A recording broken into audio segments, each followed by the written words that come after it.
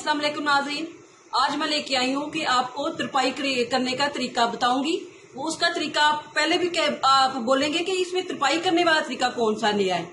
ये तरीका सेम वही होगा जो मैं पहले आप आम लोग करते हैं, लेकिन ये एक टिप आपको नई है, आपको पसंद आएगी, आप ट्राई करेंगे। ये देखें, ये मैंने सिलाई के लिए तुरपाई के लिए सिलाई लगा ली है, क्योंकि सिलाई तो लगानी पड़ती है तुरपाई के लिए, और तुरपाई सिलाई वाली करें तो वो ज्यादा अच्छी होती है। वैसे इस्त्री की मदद से अगर हम तुरपाई करते हैं तो वो फर्क पड़ जाता है, थोड़ा सा कम या ज्यादा हो जाता है, लेकिन सिलाई के लिए आपको ये बताऊंगी कि ये मैंने तुरपाई आपको कैसे करनी है। मैं तुरपाई वही होगी सेम जिस तरह आम लोग करते हैं।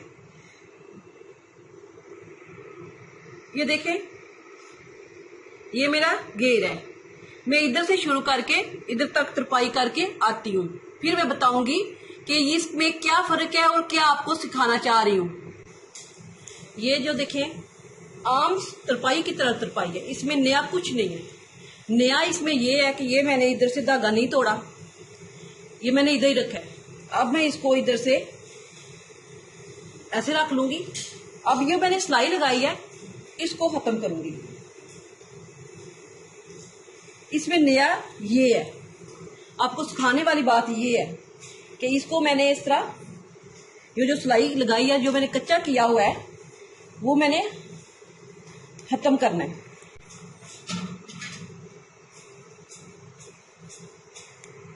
ये मैंने सिलाई खत्म कर ली है।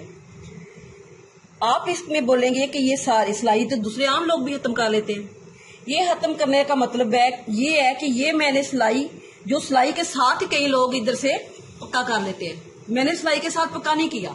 मैंने तुरपाई इधर से लगा के इसको पक्का नहीं किया, मैंने पहले ये खत्म किया। उसका रीजन ये है कि ये ऐसे खिंचाव खिंचाव वाली लगेगी, और अब सिलाई खत्म करके मैं इधर से पकड़ूंगी, इधर से ऐसे करते हुए ये देखिए मेरा इधर आके चोंट पड़ गई है। अगर मैं वो पक्का कर लेती तो मेरी ये सारी की सारी इस्त्री करने के वक्त और इधर से मेरी चोंट रहनी थी। अब ये मेरी इधर से ये चोंट, धागा तो था मेरे पास, खत्म नहीं किया था, इसको मैंने ऐसे किया और ऐसे कर लिया। अब ये देखें कि मेरी इधर इस्त्री भी मैं करूंगी या मैं ऐसे ऐसे कर रही हूं कि मेरी इधर से कोई सलवट, कोई चोंट, कुछ भी नहीं है, खिंचा खिंचा नहीं लगेगा। जो खिंचा खिंचा लगता है वो बहुत बुरा लगता है। और आप तुरपाई इस तरीके से करें। जो बच्चियां सीख रही हैं वो करते हैं कि सिलाई लगाते वक्त थोड़ा सा इकट्ठा हो जाता है और उधर से इधर पक्का कर देती हैं, तो बाद में सिलाई रेड़ती हैं, निकालती हैं। ठीक है, आपने बाद में नहीं निकालनी सिलाई, पहले बाद में ये टांका पक्का करना है। अब ये मेरी तैयार हो चुकी है, ये मेरी सिलाई खत्म हो चुकी है। ये थोड़ा सा मेरा धागा जो खिंचाव आ रहा था वो भी खत्म हो गया।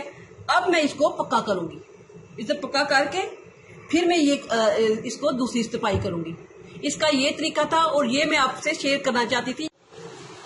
ये इस तरह तुरपाई मेरी मुकम्मल हो गई है। मुझे उम्मीद है कि आपको पसंद आएगी, आप जरूर आजमाएंगी इसको, और ये आप आजमाएंगी तो आपको बहुत अच्छा लगेगा। मेरे चैनल को सब्सक्राइब करें, लाइक करें। शुक्रिया, अल्लाह हाफिज।